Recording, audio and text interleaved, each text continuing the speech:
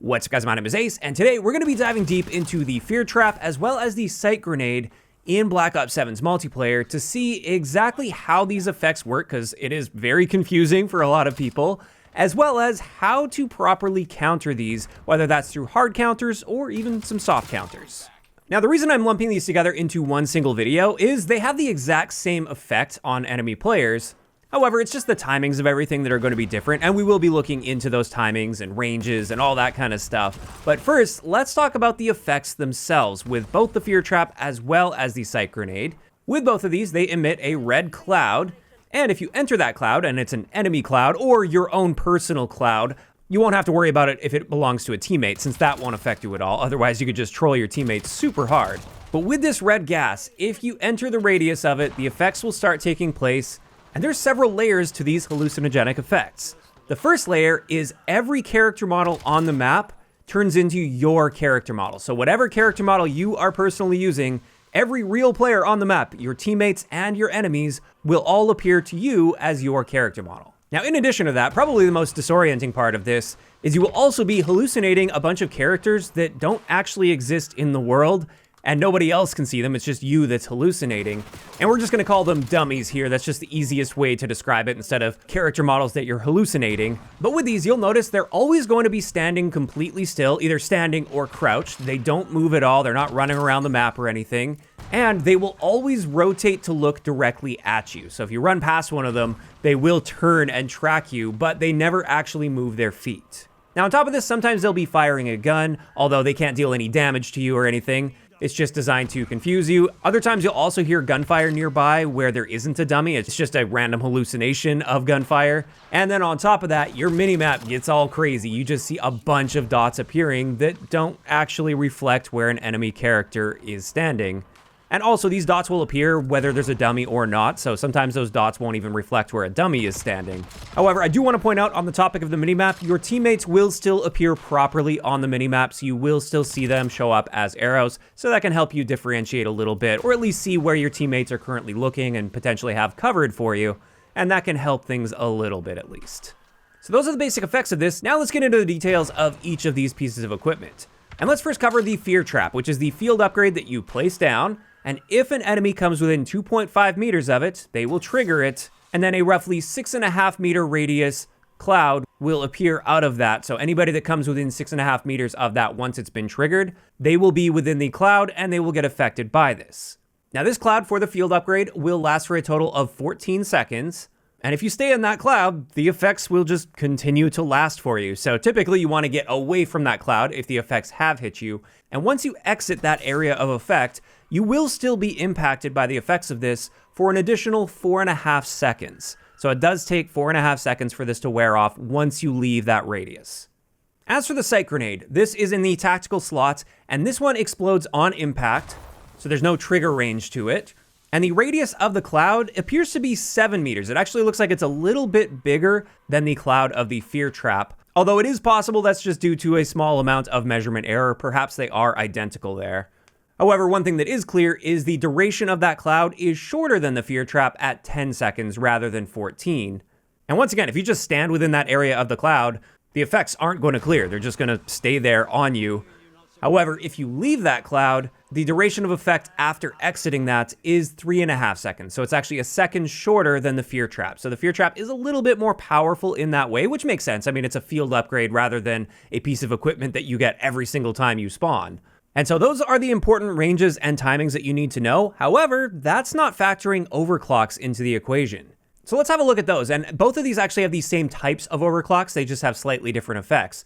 The first overclock that both of these can have is one that increases the duration that enemies are affected by the equipment. And in the case of the Fear Trap, this one's pretty crazy. Once triggered, that Fear Trap will now last for a total of 50 seconds rather than 14 seconds. That's a massive increase in its duration before it naturally expires and just destroys itself. However, if you get affected by that and then you exit the area, you will clear the effects of that just as fast as the base at just 4.5 seconds. So it just means the cloud itself will linger for very significantly longer than without this overclock. It is worth noting though, of course, you can destroy the Fear Trap, whether it's triggered already or not. So while that is a crazy long duration, it's also easily countered by simply shooting it. As for the Psych Grenade, I don't know if something's bugged out with this or what, but what I found with this when using this overclock that's meant to extend the duration, the cloud now lasts for about 600 milliseconds longer, so 10.6 seconds rather than 10 seconds, which is basically nothing. You'll probably never notice that. And then once again, if you leave the radius of that, the effect's clear in the same amount of time as without this overclock at 3.5 seconds. So again, I don't know if something's bugged with that. I wouldn't recommend using this overclock unless it's the only one you've got. I mean, it doesn't hurt anything, but it also doesn't really seem to be helping much when it comes to that Psych grenade. So that's the first one. Now let's get into the second overclock, which in both of these cases, it will make it so the gas will also deal damage over time as long as the enemy is standing within the radius of that gas. And in the case of the Fear Trap, it will deal 10 damage every roughly 600 milliseconds, and therefore it can actually be quite deadly if you don't get out of the radius of that reasonably quickly, or if you were low health already going into that, it can actually kill you pretty quickly. It's quite deadly, and you want to be very careful about that.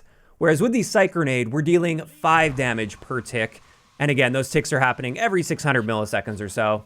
And therefore, this is far less lethal on its own. In fact, it can only deal a total of 50 damage.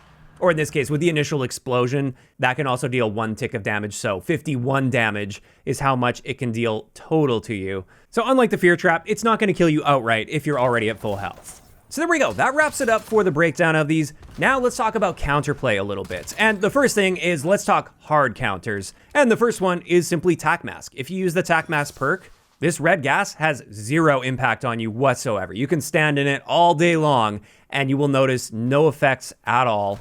So Tac Mask is a full 100% hard counter. However, there is an additional really good counter to this, and this is the Stim Shot with the Cleanse Overclock. This is the one that removes player debuffs, and this includes the debuff that you get when affected by this red gas. So if you have this overclock on your Stim Shot and you get affected by this, just pop that stim, it will immediately clear up the effect. Obviously, if you continue to stand in the gas, it will affect you again, but there is a delay on that. So you actually have time to get out of the way of that. So you don't have to leave the radius first and then stim.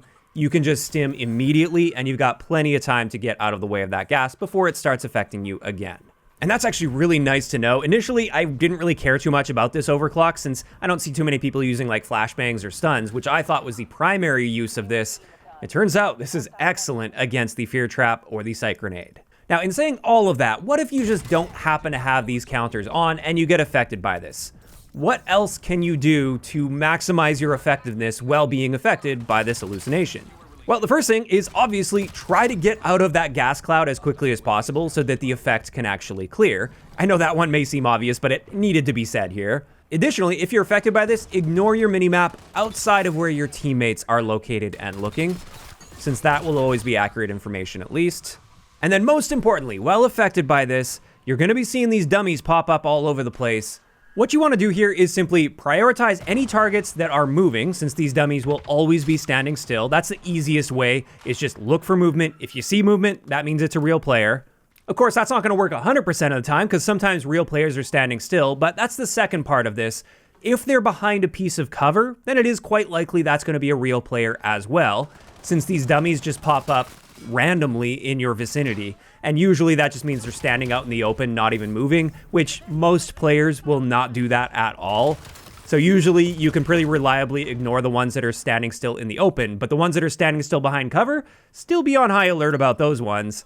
And then another thing to look out for is any enemy that isn't looking directly at you. That is also guaranteed to be a real player because these dummies will always track you and look directly in your direction. If you prioritize targets based on those 3 factors, that's going to help you a lot at least. It's not going to be 100% perfect. Sometimes you do get that weird enemy player that does just stand in the open without moving their feet or without trying to utilize any cover, but I mean, that's not going to be all that common. And there we have it. That's finally going to wrap it up for today's breakdown of the Fear Trap as well as the Psych grenade. Overall, I'm glad I did this breakdown. It definitely helped me understand what's going on with this better because it can be really frustrating to run into somebody or a team of people that are using these on a regular basis, as they can be very disorienting. But if you really know what to look for while affected by this, it's really not quite as bad as it might seem without knowing these details. And with that, this is where I'm curious to hear from you guys in those comments down below. How do you feel about these pieces of equipment that cause these hallucinations? Do you guys like the fact that this is in the game, or maybe not so much? Just let me know down below. If you enjoyed the video, a like rating is always appreciated. And don't forget to subscribe for more if you haven't already. I'll talk to you guys next time.